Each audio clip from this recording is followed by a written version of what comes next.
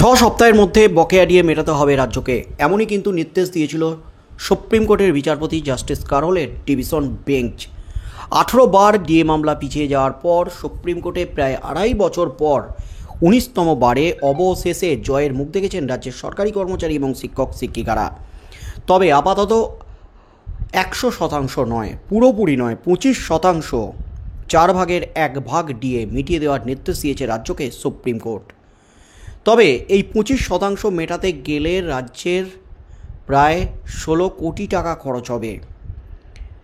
তাই এত পরিমাণ টাকা মেটাতে রাজ্যে আর্থিক বিপর্যয় নেমে আসবে, রাজ্যের কোমর ভেঙে যাবে, এমনই কিন্তু দাবি করেছিল রাজ্যের আইনজীবী অভিষেক মনু সিংভি। কারণ এই সুপ্রিম কোর্টে ডিএ মামলা লড়তে দুঁদে আইনজীবীদের লাগিয়েছিলেন রাজ্য সরকার, কিন্তু তাতেও শেষ রক্ষা হয়নি, ধোপে টেকেনি রাজ্যের যুক্তি।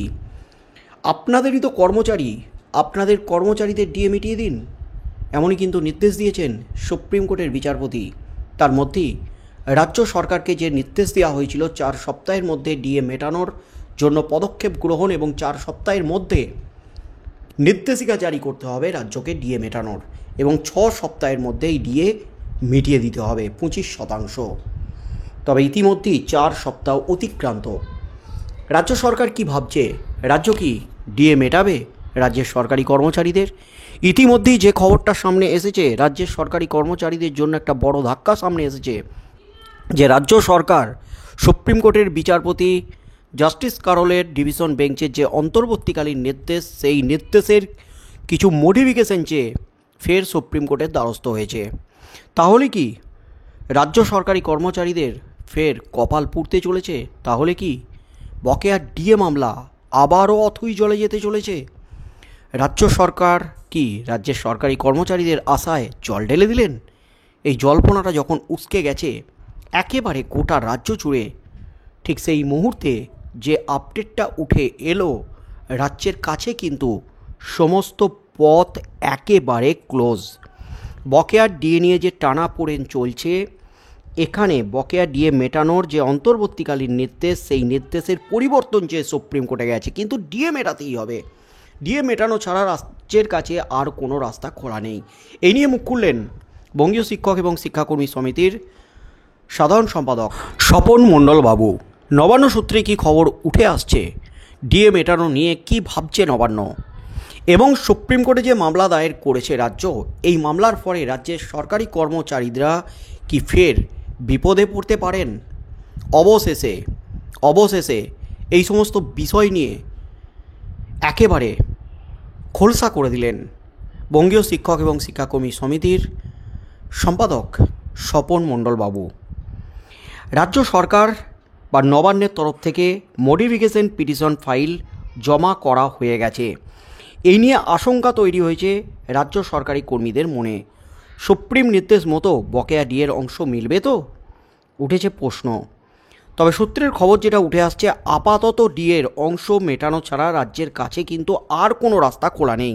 কারণ বর্তমানে সুপ্রিম কোর্টের গ্রীষ্মাবকাশ চলছে, তাই রাজ্যের করা আবেদন আপাতত সর্বোচ্চ আদালতের ঠান্ডা ঘরে চলে গেছে। এই মুহূর্তে রাজ্যের আবেদন সর্বোচ্চ আদালতে উঠছে না এবং শুনানিও হচ্ছে না। তাই জুন মাসের শেষের আগে আদালতের অন্তর্বর্তীকালীন নির্দেশ মেনে বকেয়া 25% ডিএ মিটিয়ে দিতে হবে রাজ্যকে, এমনই কিন্তু মত বিশেষজ্ঞ মহলের। রাজ্য সরকারি কর্মচারীদের যে বকেয়া ডিএ, এই বকেয়া ডিএ নিয়ে কিন্তু একটা বিভ্রান্তি সৃষ্টি হয়েছিল। কোন সময় থেকে পাবেন রাজ্যের সরকারি কর্মচারীরা এই বকেয়া ডিএ এবং কারা পাবেন, সেই নিয়ে কিন্তু বিভিন্ন সরকারি কর্মচারী সংগঠন থেকে শুরু করে মামলাকারী সংগঠন, তাদের নেতৃত্বরাও কিন্তু সরকারি কর্মচারীদের বোঝানোর চেষ্টা করেছেন। এই মুহূর্তে রাজ্য সরকার ফের গেছে সুপ্রিম কোর্টে, আর এই নিয়ে মুখ খুললেন বঙ্গীয় শিক্ষক এবং শিক্ষাকর্মী সমিতির সাধারণ সম্পাদক স্বপন মণ্ডলবাবু। শুনুন বন্ধুরা, স্বপন মণ্ডলবাবু ঠিক কী জানালেন। সুপ্রভাত বন্ধুরা, আমি বঙ্গীয় শিক্ষক ও শিক্ষাকর্মী সমিতির সাধারণ সম্পাদক স্বপন মণ্ডল বলছি। আপনারা সবাই জানেন যে গতকাল আমাদের শিক্ষক, শিক্ষাকর্মী এবং আরও যে বিভিন্ন ফেসবুক গ্রুপগুলো আছে আর কি, সমস্ত ফেসবুক গ্রুপে আমি কালকে একটা আপডেট দিয়েছিলাম যে রাজ্য সরকার আমাদের শিক্ষক থেকে আরম্ভ করে সরকারি কর্মচারী, অধিকৃত সরকার কর্মচারী, সমস্ত কর্মচারীদের সুপ্রিম কোর্টের নির্দেশে বকেয়া ডিএর 25% দিতে চলেছে এবং আগামী সোমবারের মধ্যে হয়তো জানা যাবে সরকার কি করতে চাইছে আর কি। তবে ওই ফেসবুক দেখে আজকে নিশ্চয়ই আপনারা সংবাদপত্র দেখেছেন সবাই যে আমাদের রাজ্যের মেন স্ট্রিম মিডিয়া, বিশেষ করে প্রিন্টেড মিডিয়া আর কি, প্রিন্ট মিডিয়া যেটা আনন্দবাজার, বর্তমানে এইসব আরও সব আছে আর কি, সবাই কিন্তু খবরটা করতে বাধ্য হয়েছে। তাহলে একটা জিনিস দেখুন যে সোশ্যাল মিডিয়ার গুরুত্বটা কতটা। আমি ফেসবুকে একজন ব্যক্তি হিসাবে দিয়েছি বিষয়টা, আমার কাছে যতটুকু খবর ছিল, যতটুকু জানা ছিল, তারা কিন্তু বড় বড় মিডিয়া, আনন্দবাজারের মতো খবর কাগজ এবং বর্তমানের মতো খবর কাগজ, তারা কিন্তু এটাকে অনুসরণ করে মানে শিক্ষক কর্মচারী মহলে যে এই খবরের যে খুব গুরুত্ব আছে সেটা ওরা বুঝতে পেরেছে, খবরে আজকে কিন্তু খবর করেছে, কিন্তু যদিও অনেক ক্ষেত্রে সেটা বিভ্রান্তিমূলক আর কি।